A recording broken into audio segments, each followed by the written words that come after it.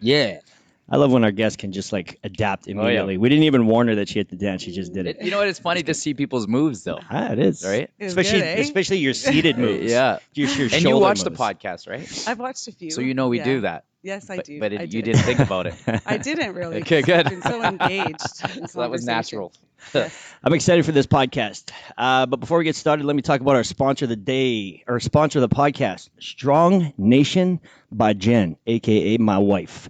New age fitness experience engineered so every high-intensity move is perfectly synced to music, helping students consistently push themselves past their limits. This martial arts-inspired instructor-led class will have you moving, sweating, and hitting those calorie burn numbers while focusing on improving your overall technique. Strong Nation is always evolving, always changing, so your workouts will never be boring or predictable. If you're ready to unleash your inner badass, contact Jenn at Jennifermanchur@gmail.com. Whew!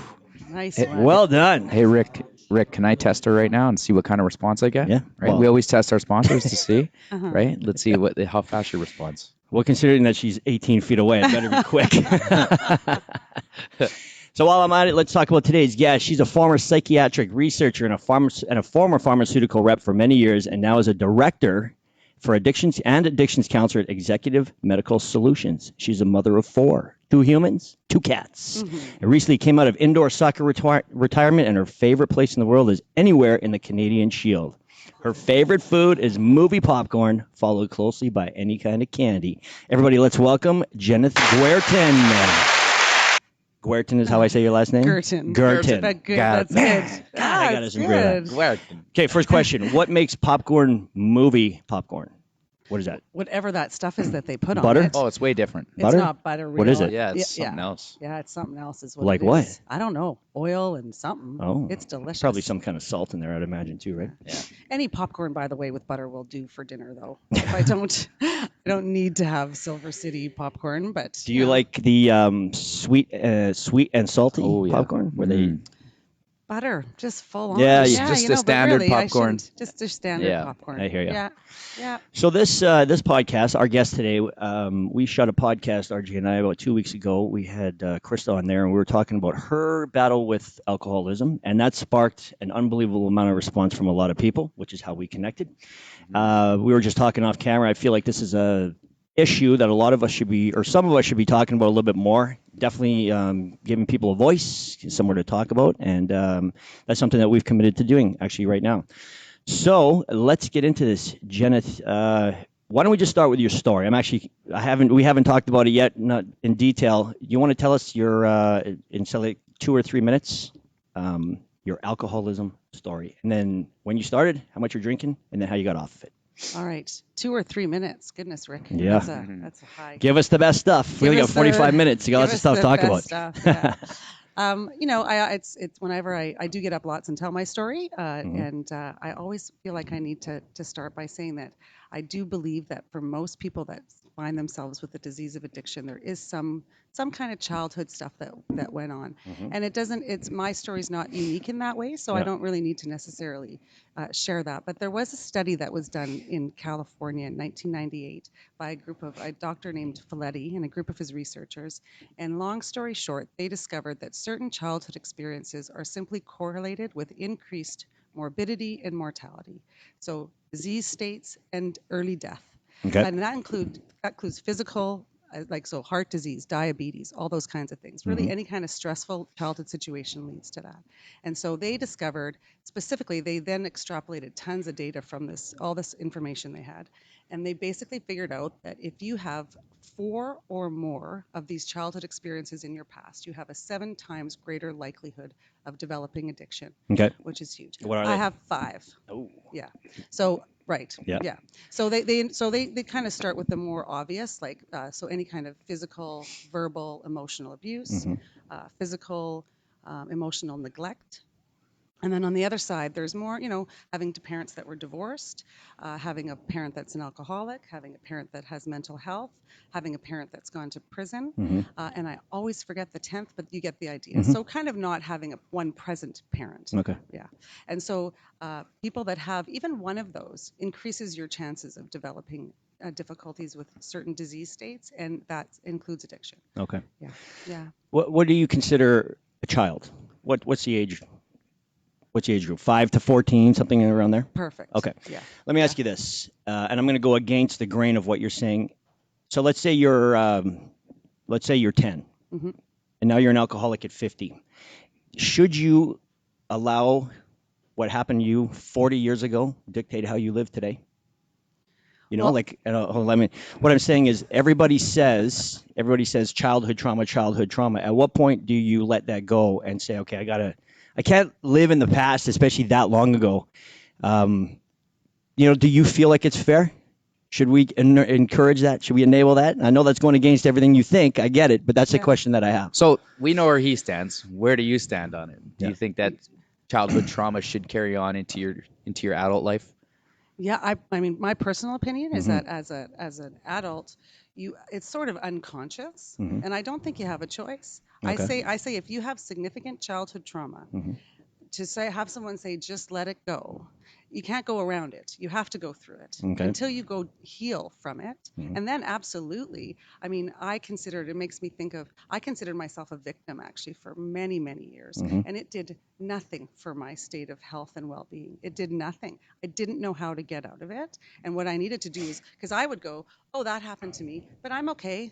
I'm good. I got this. You know, my father pulled out a rifle when I was 6 and threatened to shoot my mother. But that's okay. I'm strong. You know, like I did have that attitude where I didn't want my stuff to affect me, but it did until I really was able to go and be authentic and honest about it and have a look at it. Yeah. So, So what held you back from being authentic and honest? up until when I did. Yeah. I mean, I think, again, I developed the disease of addiction. It's an insidious, progressive, chronic illness is what it is. I didn't all of a sudden wake up one day and go, oh, wow, I'm an alcoholic. It happened so slowly. Yeah, I know that one, yeah. Yeah, and it really, it was something, it was a coping mechanism for me to try and not have to look at my stuff. You know, one of the primary symptoms of trauma is denial of it and not wanting to deal with it. So if you really look at that as an actual symptom, it stops us from wanting to look at it. You know, that 50-year-old person who's still saying my childhood, they just don't have, they need to get past. I do agree, it's ridiculous. I mean, how long are you going to do that for? Thank God I finally figured it out. Right. But I didn't figure it out until I did. Right. And then I needed some help with someone looking at me going, I'll never forget going into my counselor's office for the first time in rehab. And she asked me my story. And I sat there for 2 hours and I told her everything. And when it was over, she just kind of looked at me. She goes, like, holy crap. Yeah. Like, and you're just sitting here telling it like it's like nothing. Yeah. Do you realize what you've been through? So what have you been through? You want to share that with us? Yeah, I mean, I sort of, my parents were, I'll give you my ACEs, right? Okay. My adverse childhood experiences, which is the study core that we were talking about. So my parents were divorced when I was 5. My father was an active alcoholic. I can honestly tell you, I have never seen anybody more intoxicated than my very own dad, and I have seen a lot of intoxicated people. Okay. So he really was he was never abusive or anything like that, but he just wasn't present. So I was meant to go spend weekends with him. And, you just didn't know if he was going to make it till dinner or if he was going to lock the doors or if the cigarettes were going to be burning on the table. So it was a very... or in their hands while they pass out. Oh, yeah. That was the worst. My dad was like the Demorier, Yeah. packs a day, right? And what's the beer? White Seal. Remember White Seal? I don't know. I That think may have so. been, yeah. Yeah. He used to drink a lot of White Seal. Yeah. But, I can remember as a little girl when he would get up to go get another one, just be like, oh, no, not another one, right? Because it was pretty constant. And then there was more traumatic things. The police came to my house many times because we were supposed to be somewhere and we weren't there.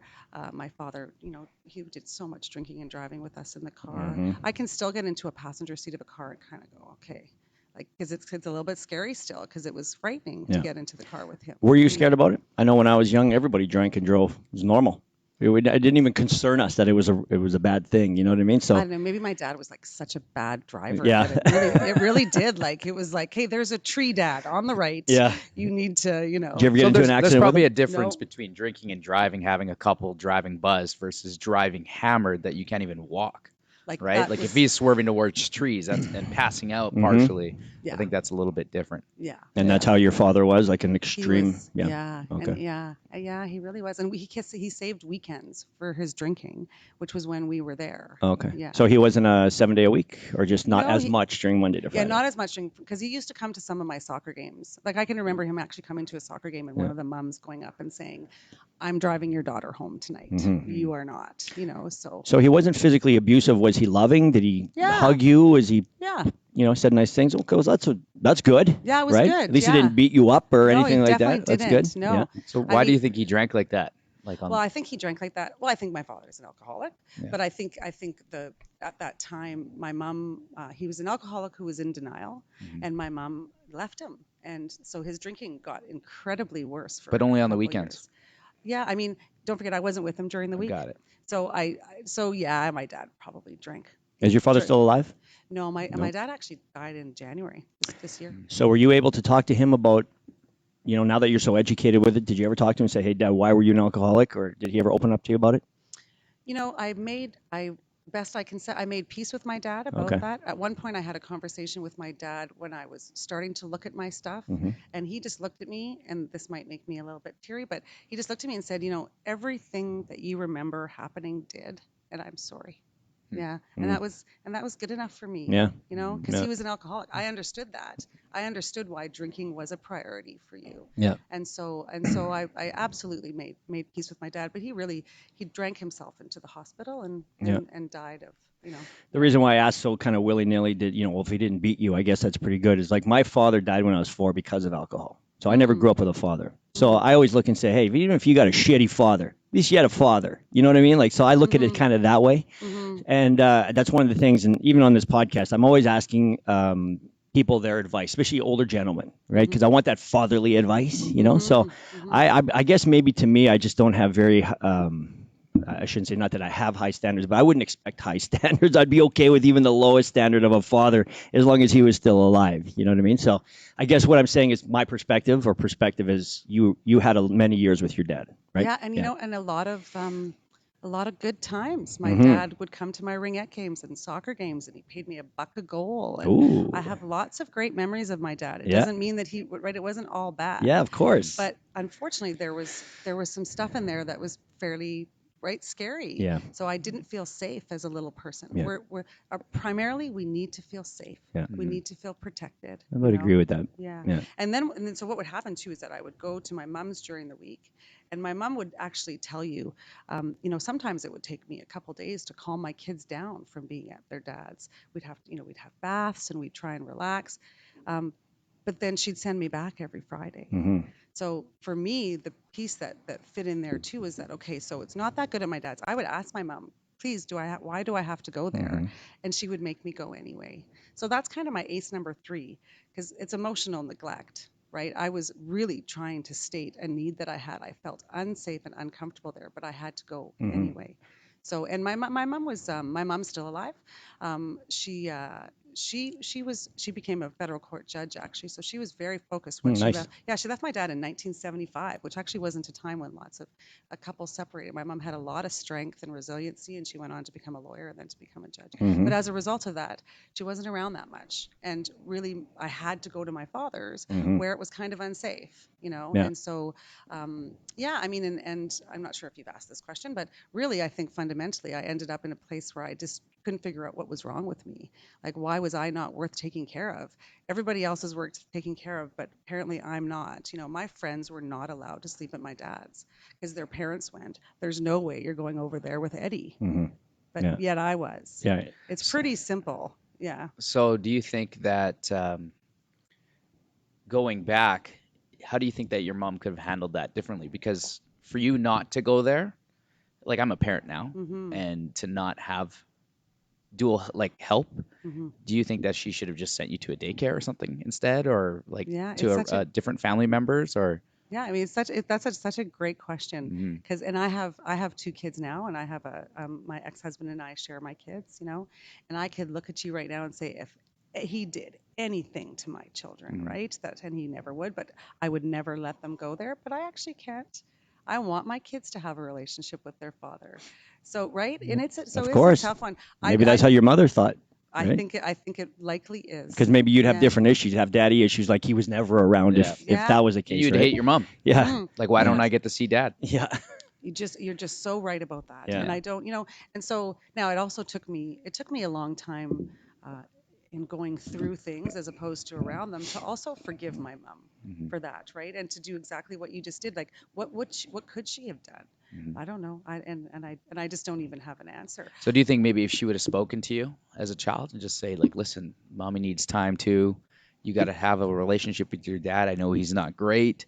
If anything, if you feel unsafe or insecure in any way, here's my phone number. Call me right away. Like, do you think maybe that could have, just have a little grown up conversation? Doesn't matter the age. Should I talk to my 3-year-old like a grown up and let him know, like, listen, you're driving me nuts, kid, and I need to put you Stop with my shitting on mom. the floor. Yeah. I need you to put you with mom for a couple days, but listen, if you need me, I'm here. Yeah. I mean, again, I don't know. It was so I felt so unsafe there that I just Feels like that's the only what you really remember is that. Yeah. Okay. Yeah. That seems to be the front and center memory that you have of your dad. Yeah, for sure. Like you got to think. At one point, my dad, I thought he was dead because he had so much liquor and he was passed out beside our swimming pool. He was also the lifeguard, by the way. Like I'm not kidding. Yeah. It's not really that funny, but anyway,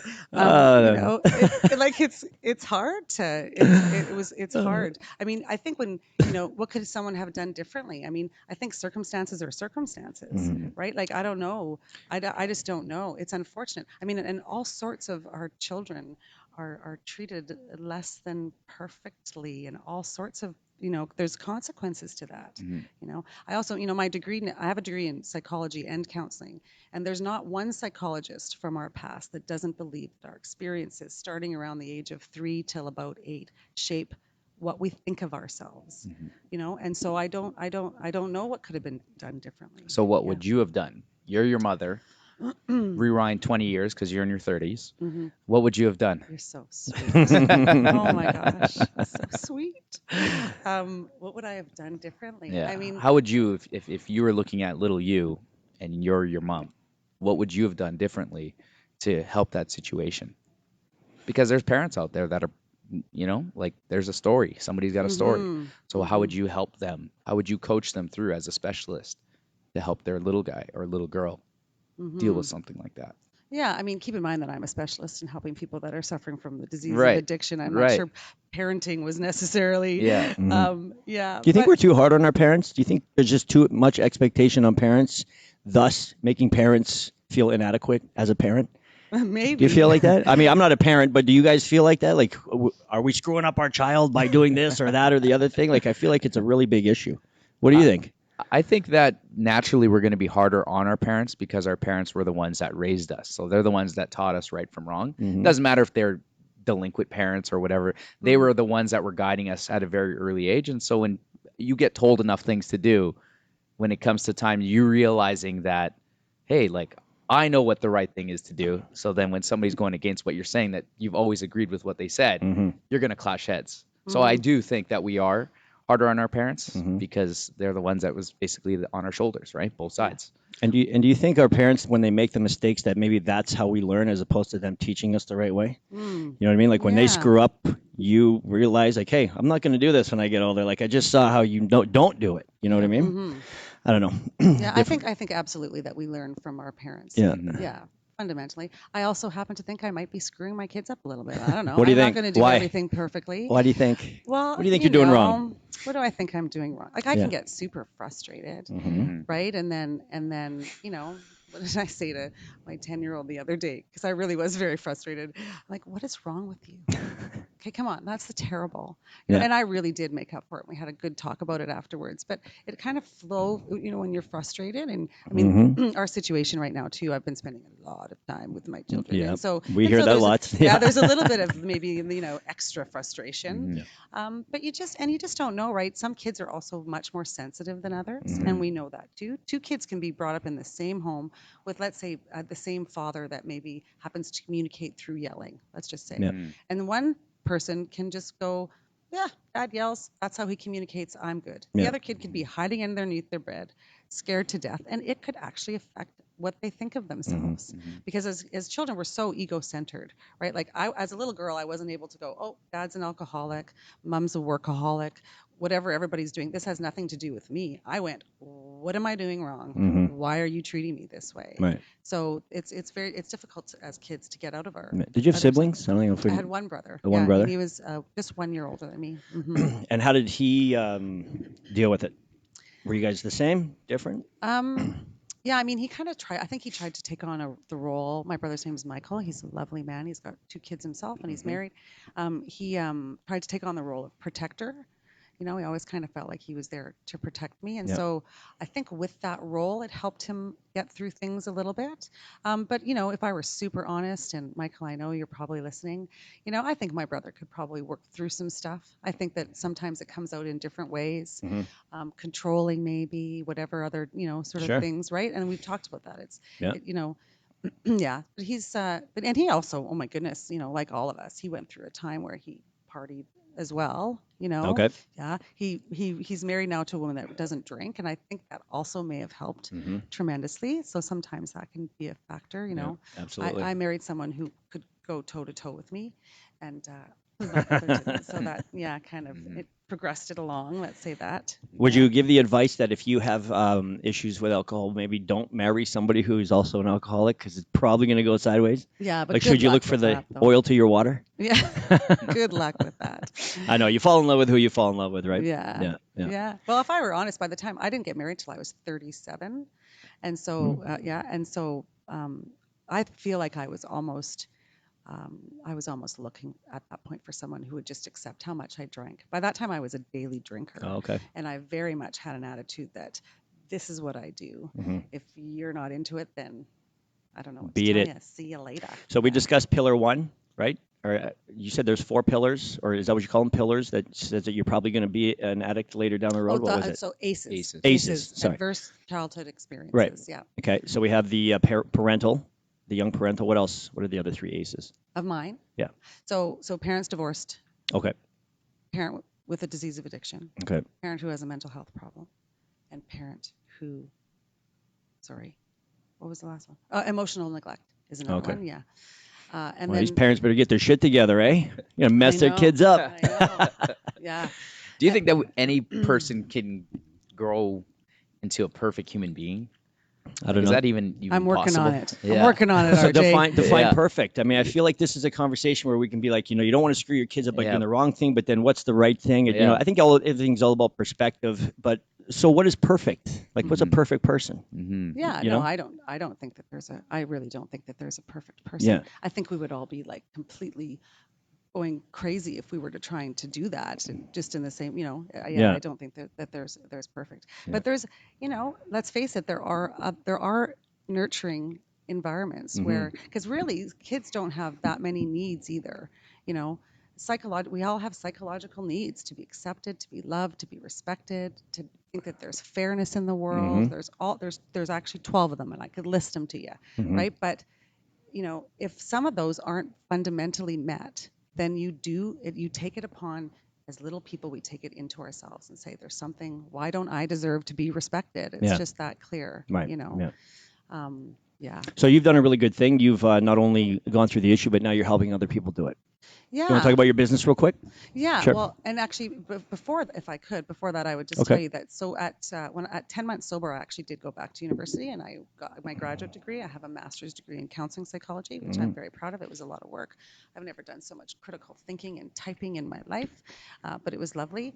I also still give back. So I went to Tamarack Recovery Center in Winnipeg, and so I still go back and run weekly AA meetings for them. I am involved in Alcoholics Anonymous. I'm a sponsor to a lovely sponsee right now, and she's doing great. And I also started my own support group for women who were sexually abused as children, and that is my ACE number 5. Okay. Yeah. Yep. And so I do all that stuff, and then I completely lucked out and was approached by a group of professionals, a psychiatrist, an ER doctor, and a pharmacist who had this idea to start an outpatient rehab. So, sort of actually against kind of what you had talked about really needing to take people out of the environment. Yeah. We have a philosophy that let's let people stay in their environment and treat them for longer. So instead of doing a 30-day or a 60-day stint, we're going to keep you in your home, and you may not sober up right away because it's going to be a little bit more difficult at the beginning to get sober if you're in your environment. But we're going to work on keeping you there. Because really, guess what? It's where you're going to be. Right. So relapse is high, and a lot of it does probably have to do with being in a bubble, leaving the bubble, going back home, still having your dealer's number, and then it makes it very difficult not to relapse. Yeah. And so, so our company, Executive Medical Solutions, you get a full medical examination. We have a psychiatrist who's on board at all times, so we can deal with mental health issues, which is not necessarily common in rehabs because usually the psych stuff needs to be sorted out, the addiction needs to be sorted out, or the psych stuff needs one before the other, and we can do both at the same time. And then we have a pharmacist on board. We have, daily delivery of medication. Our doctors are trained on opiate replacement therapy and Suboxone and naltrexone and anything else people need in order to get help. We also do at-home detox. So instead of having to go to the hospital, we use our standard of care that you would at the hospital, and we do it at home. So when you say at home, sorry to cut you off. When you say at home, is somebody physically with that person, or are they on their own battling through this? During detox? During detox, during the whole program. Like, did you find that people, because they're alone, maybe that they don't have that guilt or somebody to be like, don't do it, How do you navigate through that? Yeah, I mean, it's there's daily contact for sure. Okay. And it's, we're really trying not to offer a cookie cutter approach. So it is client centered. Right. And so if somebody does need someone in their house to help them get through detox, then they will be there. Okay. Right. We're just kind of, we're prepared to do whatever we can to get them. Because once you can get people clean for, even 10 or 15 days, then you can really start to work on some of the stuff that they need to in order to try and stay sober. Yeah. Even that first 24 hours. It's such an accomplishment when you don't go with drugs for 24 hours. It sure is. Man, I remember doing that thinking, wow, maybe I could actually pull this off. But then the hook drives you back in, right? And that's where you really need to be. That's why my personal philosophy is really need to be out of your environment, like away from your dealer. That's a number one thing. You should never have access to your dealer because, if you don't have the product, you're not going to do it. But, your circle of friends who encourage you to do it, and that's what your whole past has been. So that's the challenge and I guess that's why I asked the question is, how when you're weak and you're addicted to a substance, how are you not doing it? Like, what can you do from across the phone or the Zoom call or however you guys communicate to make sure that person doesn't relapse? Yeah, I mean, but not relapsing is a challenge no matter where you are. Yeah. So is it more difficult with us? I mean, I guess it can be. Don't forget, I went to a rehab, but I could have still called my dealer. I was just on Balmoral, right? Do you know what I mean? Yeah. So I think part of it has to come from really being ready to quit and you got to get to that place where you just dig deep and use everything that you can not I like that. Yeah, and I'll help with that. Yeah. And we do all the groups that we run. So we have groups that are pretty standard for rehabs, but let's look at actually what's happening with addiction, what's happening with your dopamine. Start to learn about all that stuff that can really set people on a path of understanding what's going on. Because without knowledge, knowledge is power at some level, right? You can learn what's going on. We have groups on mindfulness, and we look at Alcoholics Anonymous. People with us don't have to do Alcoholics Anonymous, but we certainly expose them to it so they know what it is. Whatever. I have so many different groups. Do you remember your bottom? Do you remember your bottom that took you to rehab? Absolutely. Can you tell us about it? Yeah, you love that. Look at the smile on my face. I love it. He's just like so in. Because I remember mine. It's a good story, but I like to hear other people's as well. So what do you got? Yeah. So it was. So I sobered up July 13th of 2016, and my ex-husband, his name's Paul. He took the kids for the first, I think it was 10 days of July, and so at that time, 10 days to myself, as you can imagine, meant just a party. It was just a party. And so I can remember day 7, day 8 going, hey, you got to start wrapping things up. Kids are coming back soon, and I wasn't capable of wrapping things up. And so I kept going. So I woke up on a Monday morning, and by that time I was drinking. I started my day with either, I just wasn't sure if I was going to share this, but most mornings I either puked or drank vodka or both. Or usually both. One was going to happen first. If I could catch it with the vodka first, then maybe I wouldn't throw up. But I was very sick at that time and had been for about 6 months. That was a regular thing. Anyway, I woke up in the morning and there just didn't seem to be enough vodka to stop me feeling like I really was dying. And my kids came home. I had to work at 11. I was a waitress at the time. My kids came home and I had no care for them for the whole summer. It was the summer holidays and I had planned nothing for my children. Wow. And physically I just couldn't, I couldn't get out of where I was. And so, yeah. That guilt must have just ate at you, huh? Oh, like I'm surprised I can actually say that without crying. Yeah. But now I've said it so many times, I think that I can get through it. But Yeah. just an awful feel. It's just so awful. Yeah. Like I can't even, like these are my children who I love more than anything. And I have done nothing to care for them, not for just today, but for the rest of the month. Like what's going on? So when somebody says to you or to any alcoholic or addict, why are you doing it? You have kids. You have responsibilities. Why can't you just quit? Right? Yeah. What do you say to that? I mean, they just don't know until they do it. You know what I mean? Yeah. It's not an answer you can, or a question you can answer. Yeah, I mean, I'm going to go physiological on you. Okay. I'm going to like give you some anatomy and Yeah, physiology right here because really what does happen is, I'll try and make it as short as I can, but dopamine is the neurotransmitter in our body that gives us pleasure, and it's also connected with survival. So food, water, sex, they all increase our dopamine because we need those things not only for ourselves to survive, but for us to procreate, for us to keep evoluting. And so we usually run around, and most people, if you don't introduce substances into your body, we run around a 0 to 3, let's say, dopamine level. And, doing something crazy like jumping out of a plane might give you a 3, right? But we don't go beyond that. Crack cocaine makes your dopamine level go to 12. Ooh. It is way outside of any range that is supposed to be natural in our bodies. And alcohol, they say, runs about an 8. Okay. So what happens as we start drinking is that your body starts to go, so you start drinking regularly, your body starts to go, hey, wait a second, there's enough dopamine here. I don't need to create any more dopamine. And our dopamine factories simply shut down. And then and don't forget, dopamine's connected with survival. So what happens is our brain actually starts to look upon the substance as being something that we need to survive. And it's that simple. So it becomes like water. So think about what would happen if you tried to go for a whole day without water. By the end of the day, you'd be very thirsty. By the next day, all you'd be able to think about is getting water, right? And it's the same thing with substances. So that's just how it is in physiological manner. And so if you think about what happens when you try and quit, your body just goes, what are you doing? Like, we need this. We need this. And again, I feel like saying it's that simple. Right. Yeah. So once you become dependent on a drug, your body looks upon it like it's something that it needs to survive. Okay. And so nothing else matters because otherwise you're not going to survive to be able to do everything else. Yeah. You need that. The other thing that's really interesting when people ask the question, can I just have one drink? Right. I've been asked that many times. And what'll happen, my brain, our bodies are fabulous things. My brain remembers that whole experience about not needing to produce dopamine. So I introduce one little bit of a substance into my brain and my dopamine factories shut down, and it doesn't take very long till I need it again in order to feel normal. Yeah. It's like water. And so most people that get to that stage of dependency are not going to be able to have one drink. That's probably the best answer I've ever gotten to that question.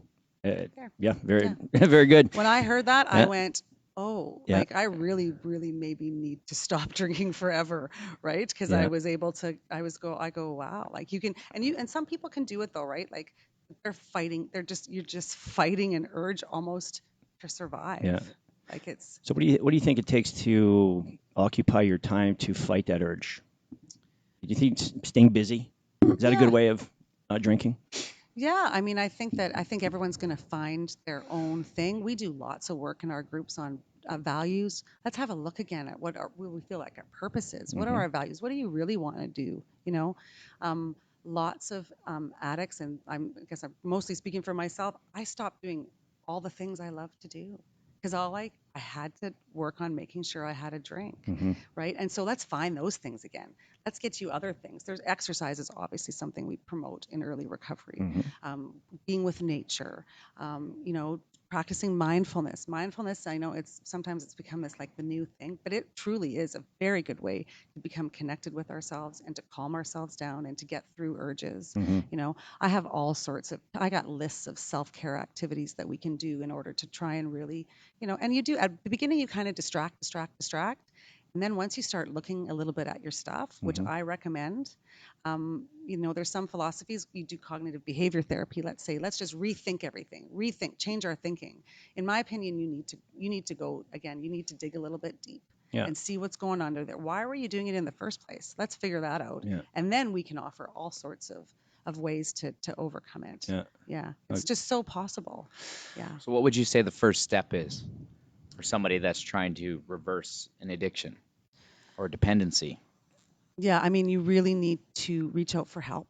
Mhm. I think lots of people say, I can do this, right? Because we have people looking at us going, just put your drink down, Mm-hmm. right? And so I think as someone who's got an addiction, they go, okay, I should be able to do this. I can do this. I'm just going to do this. And for me, that played forward to go tomorrow. It was always tomorrow I'm Yeah. going to be able to do this because it's like water for me. Mhm. So I can't do it today. But so, yeah, I mean, going through it, especially people that are, if alcohol is your drug of choice, you need to really be very careful going off of alcohol depending on how much you're drinking. So I would reach out for help and go through a detox process. Mm-hmm. And then stay connected. And even if it's an addictions counselor, Alcoholics Anonymous is a good way to get started. Mm-hmm.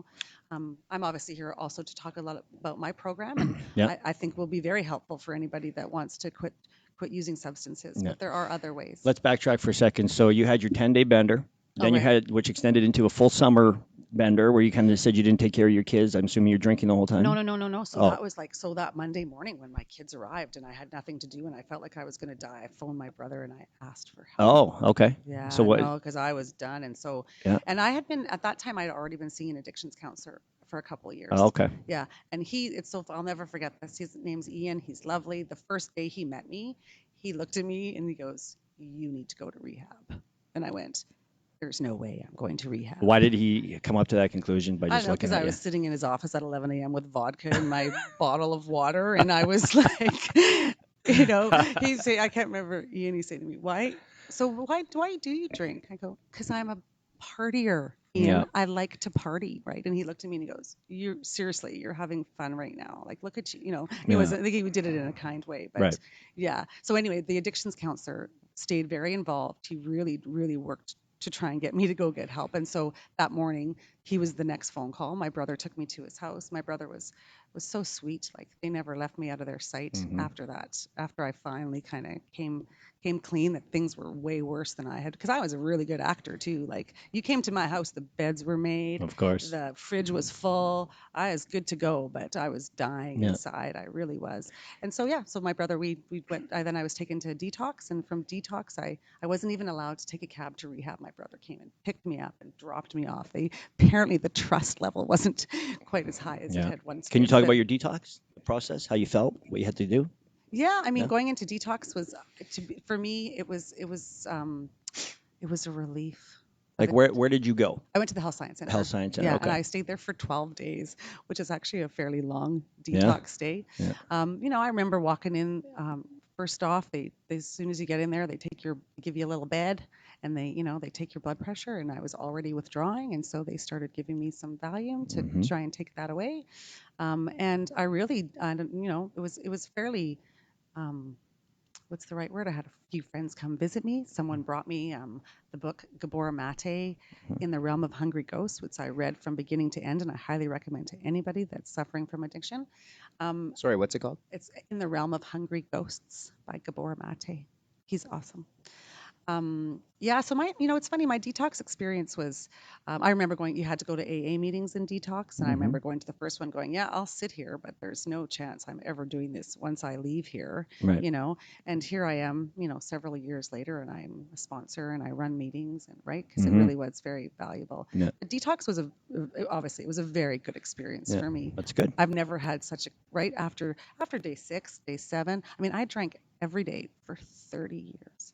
So my Wow. brain needed a little bit of clearing, Yeah. right? And so it was it was kind of a whatever. It was a good experience for me. Yeah. Did you find it hard to integrate yourself back into daily living, like being around people that aren't in rehab or being around normal people? Sober people. Yeah. Well, even sober coworkers, back to family. Like a lot of people are in quarantine right now, Yeah. and a lot of people aren't going to be able to readjust to being in the public eye. Mm-hmm. Do you know what I mean? Like just giving a handshake or a fist bump. Like a lot of people are so awkward of how to do that now. So, Yeah. you know, how was that for you? How was that experience? Yeah, I mean, again, I think that the rehab that I was at, after I think it was 6 or 8 weeks, 6 weeks, you started going home on the weekends, and so I had my kids on the weekends. So I slowly kind of worked back into having my children around. I didn't. I ended up at 10 months sober, went back to school, so I didn't start working.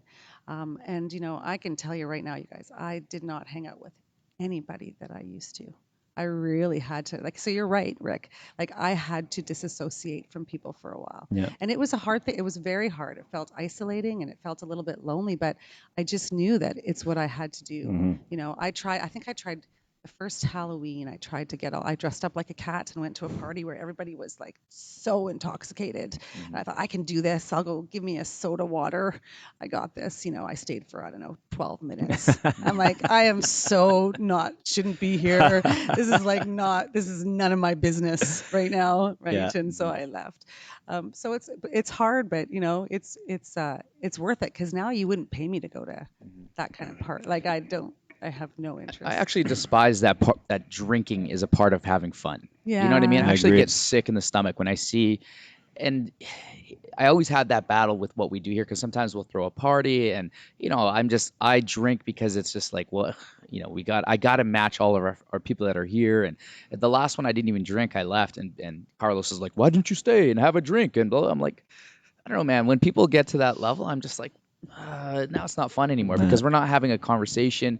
And if we're just here to drink, then I'm out, because I would rather have a good time without that. And then when I feel somebody's on a different level than me, I'm just like, oh, get me away from this person, because we're no longer humans anymore. What you just said absolutely and totally describes what it's like for me. Mm-hmm. Yeah, it's interesting. What's going on over here with RJ? Like, Well, he's a very profound individual. he's he like can dig deep and find stuff. Yeah, he's for like sure. you're like a normie extraordinaire, right? You can drink. You just don't even have a drink at a party. I don't even know you anymore. Yeah. Well, Yeah, we're grown up to drink. Mhm. We're raised to drink. Everything is around booze. It really is. Yeah, like I was born in the 70s, so in the 80s, every time we got together with the family, everybody was just shit-faced. You know what I mean? I don't ever remember having like any great conversations with any of the adults. It was always just them partying and playing cards and smoking cigarettes like it was going out of style, hardcore drinking, bottles everywhere, cans everywhere. And I'm just thinking, that was my whole childhood. That's all I know. I don't know anything different. I don't, we used to do some fun stuff like in the winter, we get pulled behind a snow machine on a sled. We go tobogganing, like we did activities, those but are it the was things. always wrapped around booze. Booze and the hot chocolate, coffee and Bailey's. It's amazing how we're, everything is about it. And then we're expected to almost like not get addicted to it, Yeah. How do you not? I know. It's I'll tell you crazy. this: one of the reasons why we called ourselves Fit Club. So we used to be something else, right? We used to be Fit Body Boot Camp, and we were trying to come up with a name. And Rick used to be a club owner, and Jenn used to work at the clubs, and I loved the clubs. Like, I was that guy, right? And I loved it. And I'm like, how do we bring the same fun and entertainment to the daytime? How do we bring that same excitement that when people would get ready, oh man, it's Friday, like where are we going tonight? And remember those days, right? Yeah. I want people to come and get dressed up to come to the gym. Yeah. You know what I mean? I want them to be here. And sometimes it drives these guys nuts when people socialize and stuff. And I'm like, just let it be. Yeah. You know what I mean? If we had enough space to have a nice lounge and people sit around and instead of drinking beers, they're drinking Fit Aids, or they're drinking Java juice or whatever, something like that. Like, I would be all for that. I want to recreate that feeling that everybody had, that extreme highs they had from partying and with the people that they hung out with, and let's just get them out of that circle. And let's get here and let's get to bed early, but be here at 4 a.m. Yeah. You know what I mean? I think you've been very successful at doing that, by the way. I've had my little stint at Fit Club. the West one. Mm-hmm. I seriously like went and ruptured my Achilles playing soccer though, and then I was just. But that wasn't with Fit Club. No, Okay. it was soccer. And actually, when I came back, like you guys were awesome. Everybody Yeah. was because they knew I had an injury, and so when I came back, they would tell me, "Don't do that, Jennith. Well, don't do that, or whatever." And then I was so getting back into it, and then and then COVID happened. So, but anyway, I did. I feel I love the workout and that feeling. I get that feeling that you're trying to give out here. Yeah, it's brilliant. So how can somebody, I get it, go find help, this and that, but 8 out of 10 people won't. So how can we help 80% of the population that have a dependency? And I like the word dependency because I don't feel addiction is limited to cocaine. Like tobacco is number 3, and vaping, I just did some research, is even more addictive than tobacco. So how do people with these dependencies, like caffeine dependency, right? Like if I make a post about coffee, it's like people are really high. If I put a post, like the other day, Neri was talking to somebody about this restaurant, and Neri's all excited to talk about food.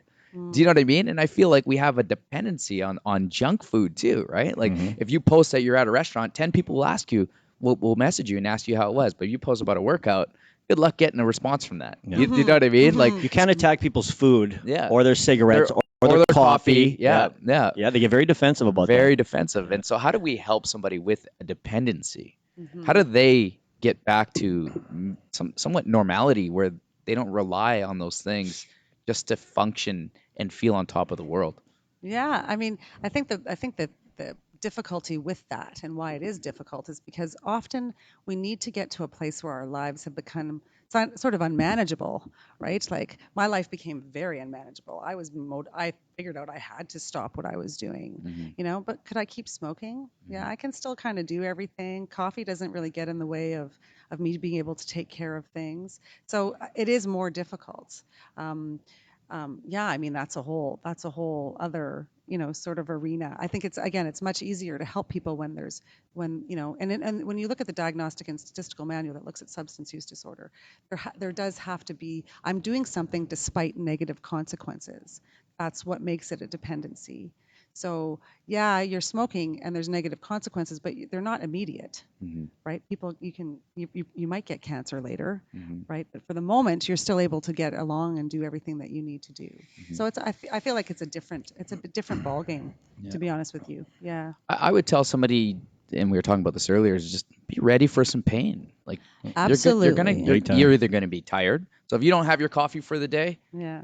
You got to tough it out, man. Like it's just, like you're going to go backwards, right? So it's like Rick says, what were we talking about with the snacks, right? So you go from eating a bag of nibs to a quarter bag of nibs to half a bag of nibs to, and then you eventually just go right off it, and then you pick your days.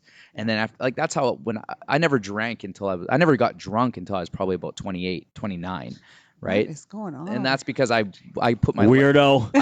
Who is this guy? I put my life first, right? I bought my car, I bought Yeah. my house, I started my business, right? So I put all that first, and then when that was all settled, I said, you know what? I'm going crazy for 2 years. And Bananas. I was every day at the bar, right? And it just started with this is how it started for me, right? And this is drinking. You can relate this to coffee or any other substance. It started. I would drink and party probably 5 days a week, and they would be from like Friday night, but I'd go to the gym, I'd do my thing, and then it would be like Friday, and then as soon as Saturday afternoon hit, we just started going, and then we'd go till I remember Sunday night, and I'd be laying in my bed, and I'm like, oh my God, like I gotta get up early tomorrow. Oh man, come on, you know what I mean? And then so it started with me from cutting out weekdays. Do you know what I mean? Yeah. And that was tough because Mondays was like the Palomino, and Thursdays was TYC, and Fridays was like every day. Yeah, Every day. and then it went to the Yeah. weekends, and then it went to just one day of the weekend, and then it went to every second weekend, then it went to once a month, then it went to special occasion. I haven't drank since I don't even know when. Wow. Do you know what I mean? Yeah. And we're already into May, Yeah. right? And Yeah. if my goal last year was to only drink 12 times, once a month I gave myself, and I only did it 6 times. The year before that, it was to drink just twice a month. You know what I mean? And this is an lasting process, I feel, for you to pull it away. If it's affecting your life negatively and you're not happy with it, then I don't know about going cold turkey. If you're going to go turkey, you need support system. There's going to be some type of Valium, lithium, or decaf coffee, whatever it might be, that you got to reverse engineer it. And then, but it's going to be a while, but you have to stay in it, man. And you got to do it. We say, there's gonna be pain. You gotta sit in your shit. Yes. You made your bed. You do. You Yeah. really do. Yeah. And for some of that, again, I go back to kind of psychologically, right? You gotta go through some of that stuff in order to be able to come on the other side and be able to. I know you got a son. You have a daughter as well? No, I have 2 boys. 2 boys. 10 and 15. Let me give you a scenario. Okay. Just because I know one of our listeners is listening to this, and Okay. this is her scenario. Okay. Okay. Pretend one of your boys is a daughter. Knowing what you know now. So she's got a daughter that's underage, 17, but living a rock star lifestyle. Does a little too much cocaine. Snubs her nose to the law. Has been caught doing a lot of illegal things, but gets let off because she's got a strong family community. So they know the family name. She's like, just don't worry about it type thing. Very disrespectful to the mother. Knows everything like a teenager does. What line would you take? And she's on her way. She's on her way to a bad life. What line would you take as a mother who knows what you know now to stop this? Or I guess you could say it for your son as well. What are you doing? Yeah, I mean, for me, my son's 15, and I'm telling you, we talk about something important every single day because I talk about the effects of drugs on his brain and all that stuff. And so is he receptive to these conversations? Yes. Okay, so let me give you a Very different thing. much So it's fuck you, mom. I don't care what you say. How do you navigate that? Yeah, I mean, straight up, and it's a hard thing to do. I think once my son turns 18, I'd say, if you are going to use substances, you're going to have to use them somewhere else. They're not happening under my house. Yeah. And I think enabling happens. It's a very difficult thing to maneuver because as parents, we love our kids and we want the best for them, but you're going to probably give them a gift. And they may go on a path that's going to kind of be very difficult to watch them do for a little bit. But, ultimately they need to hit some bottom. They need to have that. And we got to stop saving them. We got to stop. And I don't know the situation. And listen, I also wanted to step back and say, it's so hard and I judge nobody for whatever choices they make. But of course. Enabling, right? Because I don't know. That's fine. Just whatever your opinion is. Yeah, I don't know what it's like to be you and their circumstances, but enabling is a big thing. Yeah. I'll tell you primarily what I would recommend for that mom is to go to Al-Anon.